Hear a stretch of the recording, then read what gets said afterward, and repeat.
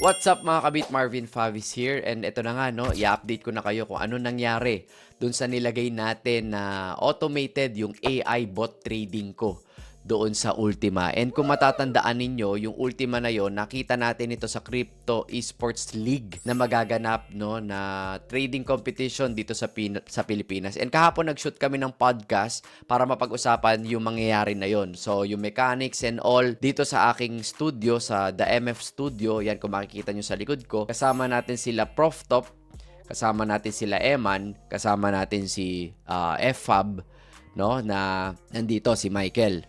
Ayan, na nag-shoot tayo sa aking studio. Ayan, kung mapapansin ninyo. So, ayan tayo. Abangan nyo, ipopost ko yan. Pero, ito na nga, no, speaking of Ultima Markets, ito yung sponsor kasi. Okay, yan yung sponsor ng magaganap na Crypto Esports League. So, ito po yan, no? Pakita natin, yan, no? Yung mga logo na yan, Ultima. And nung nakita natin yung Ultima na yan, syempre, tinest natin kung uubra ba yung ating AI bot doon.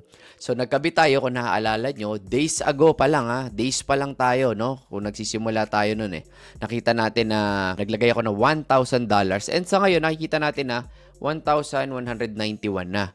So, medyo almost 20% na siya. Pero, just to be accurate, no, this is for the purpose of documentation lang ng ating AI bot, no? So, tinitest din natin siya sa mga platforms kung okay din ba siya, no? Kung compatible ba. So, search natin yung Favis dito sa copy trading section. Guys, again, I'm not saying na i-copy nyo to.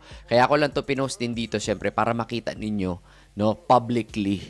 So, Marvin Favis Scalp, ayan. So, nakikita natin dyan. Tingnan natin yung naging takbo niya ng ilang days. So, ilan ba? 1, 2, 3, 4, 5, 6, 7. 7 or 8 days na ba? 7. Hindi. Tama. Tama. So, tumakbo na siya guys ng 8 days. And so far, nasa 127 trades na siya. Okay, so again, walang Saturday, Sunday. Ang return niya ay 18.88%. So, sa $1,000, nag-gain na siya ng 191 USDT. Not bad. So, I think, no, hindi pa to enough to prove na okay siya. Kailangan tumakbo pa to ng ilang months pa. Siguro 1 month, 2 months, 3 months. Tingnan natin yung magiging takbo niya. No, kung talagang kasi hindi natin hawak ang market, 'di ba? Like kay kahapon, grabe yung nangyari sa market. Grabe yung spike ng gold. Gold ang tinitrade nito.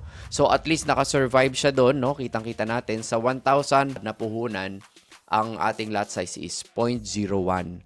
Pero ako inaay ko rin just to be safe na mas taasan pa yung capital. So, ibig sabihin sa $2,000, hindi tayo magtataas ng lot size. 0.01 pa din ang gagamitin natin. Kasi, okay, safe na siya sa ganun. Ito, kumita na siya ng ganun. Pero what more kung mas mataas yung capital, at least, mas malawak siya kapag ka nag-drawdown siya. 'Di ba? Mas hindi siya malayo sa liquidation, kumbaga, nakakabuelo. So, okay naman ang resulta nito. Ayan nga, naka 18% tayo.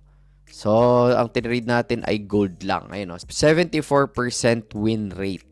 Alright? So, again, masyado pa maaga to decide. This is just a documentation dito sa Ultima Markets. Kung gusto nyong itry gamitin, may demo account din ng Ultima Markets, guys. Pwede nyong subukan. Merong link sa description na niready ko sa inyo para magka-connect tayo. Siyempre naman, affiliate yan IB na rin yan, di ba? So, kumbaga, win-win tayo. Kung sa future, gagamitin nyo tong EA, magka-copy trading kayo, at least, win-win tayong dalawa. Ginamit mo yung link ko, kumikita ka rin. O, di ba? Wala tayong tinatago dito. Sinasabi natin lahat sa inyo, ha? Walang secret para open tayo sa isa't isa. So, yun lang, guys, no? In-update ko lang naman kayo, and I hope kita-kita tayo sa July 30 sa trading competition sa Crypto Esports. I think gaganapin ito sa Brooklyn Warehouse. Brooklyn Warehouse yan. Alright? Yun lang muna. Marvin Favis here. God bless.